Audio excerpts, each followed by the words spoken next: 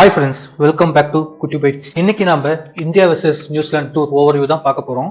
நம்ம India fans ஹாப்பியா இருக்கிற மாதிரி ஒரு மேட்டர் ஷார்ட்ஸ் எண்ட்ல இருக்கு. ஸோ ஸ்கிப் பண்ணாம ஃபுல்லா வீடியோ பாருங்க. இந்தியா வெர்சஸ் நியூசிலாந்து சொன்னாவே நம்ம எல்லார் மனசுலயும் வருது லாஸ்டா நடந்த டெஸ்ட் சீரிஸ் தான். 36 இயர்ஸ் ஆஃப்டர் நியூசிலாந்து வந்து இந்தியாவை அதுவும் இந்தியன் சாயில வந்து ஒயிட் வாஷ் பண்ணிட்டு போயிட்டாங்க. ஆனா அதுக்கு பதிலாக தான் ஓடிஐல கிளீன் ஸ்வைப் பண்ணிட்டும் சாம்பியன்ஸ் ட்ராஃபில சம்மர் ரிவெஞ்ச் எடுத்தோம். இருந்தாலும் அந்த சீரிஸ் நமக்கு எப்பயுமே மறக்க முடியாத சீரிஸா தான் ஆயிருக்கு. ஸோ அதான் இந்த ரைவல்ரியை ரொம்ப ஸ்பெஷலாவே ஆக்குது.